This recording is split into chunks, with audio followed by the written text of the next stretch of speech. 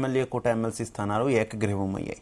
Janasena party తరపున Konidela Nagababu, Telugu Desam party నుంచి BT Rayudu, కావలి గ్రీష్మ, బీదా Ravindra, BJP నుంచి సోము వీర్రాజు నామినేషన్లు దాఖలు చేశారు. తాజాగా వీరంతా ఎమ్మెల్సీలుగా ఏకగ్రీవమైనట్టు ఎన్నికల సంఘం అధికారికంగా ప్రకటించింది.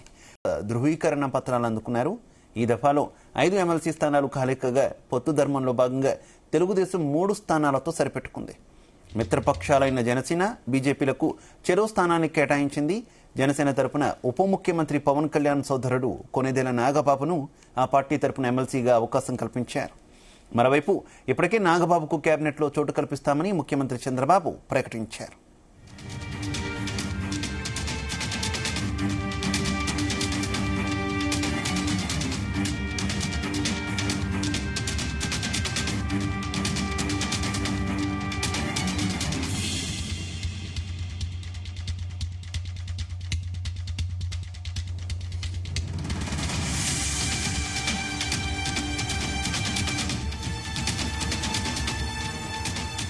ఆంధ్రప్రదేశ్లో 5 ఎమ్మెల్యే కోట ఎమ్మెల్సీ స్థానాలు ఏకగ్రీవమయ్యాయి. జనసేన పార్టీ తరపున కొనెదెల నాగబాబు, తెలుగుదేశం పార్టీ నుంచి బీటీ రాయుడు, కావలి గ్రీష్మ, బీదా రవీంద్ర, బీజేపీ నుంచి సోము వీర్రాజు నామినేషన్లు దాఖలు చేశారు.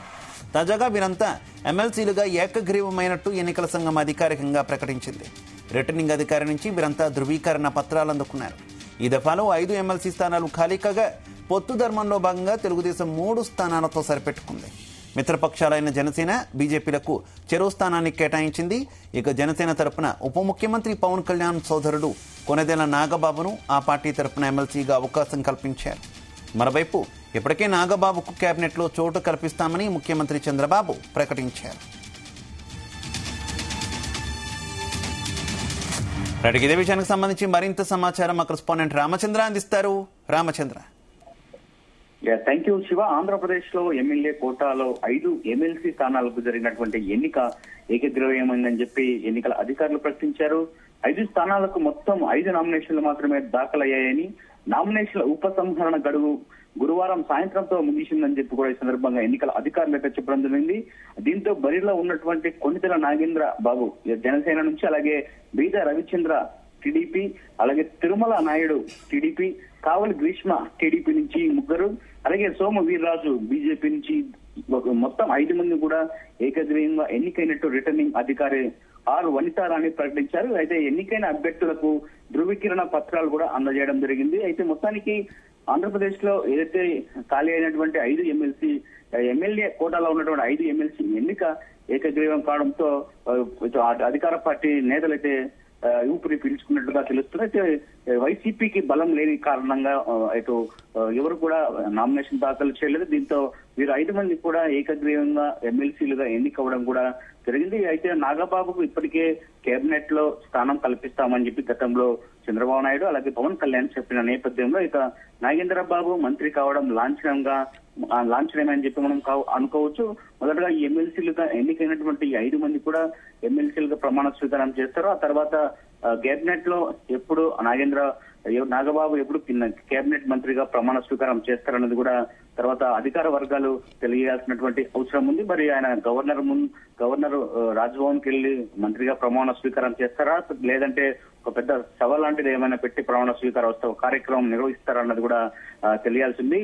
మొత్తానికి 5 మంది ఎమ్మెల్సీలు ఇటు వైసీపీ ఏదైతే 5 మంది ఖాళీ అయ్యారో వారందరూ కూడా ఇప్పుడు కూటమి నేతలు కైవసం చేసుకోవడం పట్ల కూటమి నేతలు ఆశ్చర్యం వ్యక్తం చేస్తున్నటువంటి పరిస్థితి అయితే కనిపిస్తోంది. అయితే మొత్తానికి కూటమి ప్రభుత్వం కొనసాగుతున్న నేపథ్యంలో 3 పార్టీలు కూడా సమన్యాయంగా టీడీపీకి 3, అలాగే జనసేనకు 1 ఎమ్మెల్సీ, అలాగే బీజేపీ 1 ఎమ్మెల్సీ, 3 సమానంగా పంచుకున్నటువంటి పరిస్థితి అయితే కనిపించింది. ఎక్కడ పురపక్షాల కానీ ఎక్కడ ఎటువంటి ఇబ్బందులు లేకుండా 3 పార్టీలు సమానంగా ఈ ఎమ్మెల్సీలను పంచుకోవడం అందరూ కూడా శాంతంగా జరిగిందని చెప్పి కూడా ఊపిరి పీల్చుకోవడం జరిగింది. మొత్తానికి మార్చి 10న 4 ఎమ్మెల్సీ అభ్యర్థులు నామినేషన్లు దాఖలు చేయగా, అయితే అంతకు ముందే జనసేన పార్టీ అభ్యర్థిగా నాగబాబు నామినేషన్ కూడా దాఖలు చేసినటువంటి పరిస్థితి. అయితే వీరికి ధృవీకరణ పత్రాలు కూడా అందజేయడం జరిగింది శివ. అయితే నాగబాబుకి కేబినెట్ లో చోటు కల్పిస్తామని గతంలో చంద్రబాబు కూడా ప్రకటించినటువంటి పరిస్థితి కదా. ఏంటి నెక్స్ట్ కేబినెట్ విస్తరణ ఉండే అవకాశం ఉందని అనుకోవాలా, ఇంకా అఫీషియల్ అనుకోవాలా, లేదంటే ఏమైనా జనసేన లేదంటే కూటమి పార్టీలు ఏమైనా పునరాలోచిస్తున్నాయా నాగబాబుని కేబినెట్ లోకి తీసుకోవడానికి సంబంధించి? ఇప్పటికే జనసేనకు సంబంధించి ఇప్పటికే ప్రతిపక్ష పార్టీగా ఉన్నటువంటి వైసీపీ మాత్రం జనసేన లో మాత్రం తన అన్న నాగబాబుకు మాత్రం ఎమ్మెల్సీ ఇప్పించుకోగలదు, కానీ పార్టీకి కష్టపడినటువంటి వారికి ఎవరికి ఎమ్మెల్సీ గుర్తింపు ఇవ్వలేదు అన్న ఒక ఆరోపణలు విమర్శలు చేస్తూ వస్తోంది. ఈ నేపథ్యంలో మరి నాగబాబుకు మంత్రి పదవి వస్తుందా లేదా అన్న ఇస్తారా లేదా అన్న ఒక అనుమానాలు కూడా వ్యక్తం అవుతున్నాయి. మరి ఈ నేపథ్యంలో మరి నాగబాబుకు మంత్రి పదవి ఇచ్చే విషయంలో మరి ఏమైనా పునరాలోచనలో పడ్డారా అన్నది కూడా ఒక భావన అయితే కనిపిస్తుంది. మరి చూడాలి, ఈ వైసీపీ చేస్తున్నటువంటి ఆరోపణలను కొట్టిపడేసి నాగబాబుకు మంత్రి పదవి ఇవ్వడం ఖాయంగా కనిపిస్తే మాత్రం త్వరలోనే కేబినెట్ విస్తరణ కూడా జరిగే అవకాశం ఉంది. ఆ విస్తరణలో నాగబాబుకు చోటు కల్పించి ఏ శాఖ ఇస్తారో అనేది కూడా చాలా ఉత్కంఠంగా ఉందని చెప్పి మనం భావించవచ్చు. మరి ఎమ్మెల్సీగా ప్రమాణ స్వీకారం చేసిన తర్వాతనే మంత్రిగా ఆయన తీసుకునే అవకాశాలు ఉన్నాయి. కాబట్టి మొదటిగా ఈ ఎమ్మెల్సీ ప్రమాణ స్వీకార ఘట్టం ముగిసిన తర్వాతే ఈ కేబినెట్ ఉంటుందా లేదా కేబినెట్ విస్తరణ సంబంధించినటువంటి ఎప్పుడు అనేది కూడా అధికారికంగా తెలిసే అవకాశాలు అయితే చాలా స్పష్టంగా కనిపిస్తుంది. మొత్తానికి నాగబాబుకు మంత్రిని చేయాలని పవన్ కళ్యాణ్ ఆయన కంకణం కట్టుకున్న ఉన్నారు అని చెప్పి కూడా వైసీపీ నుంచి పెద్ద ఎత్తున విమర్శలు వచ్చాయి. అటు ఒకవేళ ఈ మంత్రి పదవిలో మరొక సీటు కూడా బీజేపీ కూడా కావాలని కోరితే మరి ఎమ్మెల్సీగా అయినటువంటి సోము వీర్రాజు కు ఇస్తారా? ఎందుకంటే ఆయన గతంలో కూడా బీజేపీ చీఫ్ గా కూడా ఉన్నారు. అయితే ఆయన ఈ గతంలో కూడా ఎమ్మెల్సీగా కూడా ఉన్నారు. అయితే మంత్రిగా అవ్వలేదు కాబట్టి మరి బీజేపీ అధిష్టానం ఏమైనా జనసేనకి లేకుండా బీజేపీకి మంత్రి పదవి ఇవ్వండి అని చెప్పి ఏమన్నా అక్కడ రాజకీయ వ్యూహాలు ఏమైనా మారితే మాత్రం నాగబాబు కాకుండా అటు ఎమ్మెల్సీ సోము వీర్రాజు అయ్యే అవకాశాలు కూడా ఉన్నాయని చెప్పి రాజకీయ వర్గాలు అయితే చెప్తున్నాయి. Shiva, okay, thank you.